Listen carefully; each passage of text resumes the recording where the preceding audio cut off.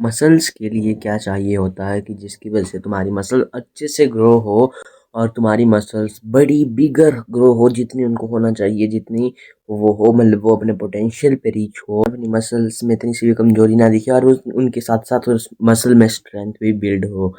तो उसके लिए तुम्हें क्या क्या चीज़ें चाहिए होती है, तीन पिलर्स हैं, तीनों के तीनों समझाऊंगा। Number one, workout.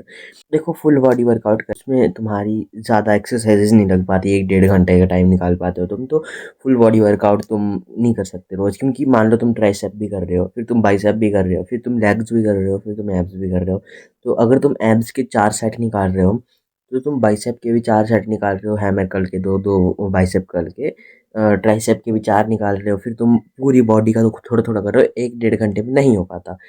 तो फुल बॉडी वर्कआउट तो नहीं करना है। वर्कआउट में तुम्हें मतलब एटलीस्ट दिन में दो मतलब एटलीस्ट दिन में तुम्हें 2 मसल्स ग्रुप को टारगेट करना है, फिर 2 मसल्स को टारगेट करना है। जैसे शोल्डर प्लस बैक, या फिर शोल्डर प्लस फोर आर्म्स, या फिर शोल्डर प्लस बाइसेप, जैसे bicep tricep, back bicep, tricep chest ऐसे होती हैं, वैसे तुम कर सकते हो।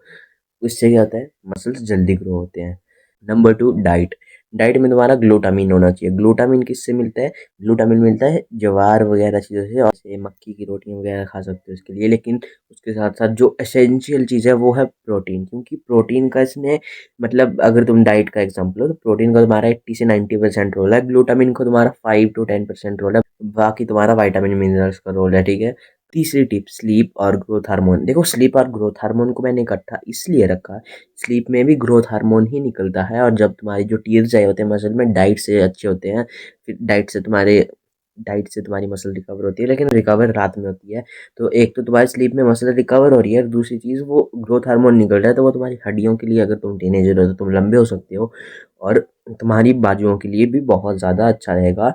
अगर तुम अपना कार्डियोवैस्कुलर इंडेक्स भी बढ़ाते हो, तब कुछ नाम है उसका, तब भी तुम्हारी मसल्स अच्छी रहेंगी। लेकिन जो मेरी टिप है स्पेशली टीनेजर्स के लिए, और जो नए नए मसल बिल्ड करना चाहते हैं, वो है कि तुम स्प्रिंटिंग करो। रोज़ नहीं करनी है तो एक दिन छोड़ के अल्टरनेट डेज पे करो, जिसकी वजह से तुम्हारे शरीर एक ग्रोथ हार्मोन की मशीन बन जाएगा। तो ऐसे बढ़ेगी कि तुम रोकने पे आ जाओगे कि भाई कैसे रोकूं, बढ़ी रही है, मतलब तुम्हें अपनी एक्टिव ग्रोथ दिखेगी।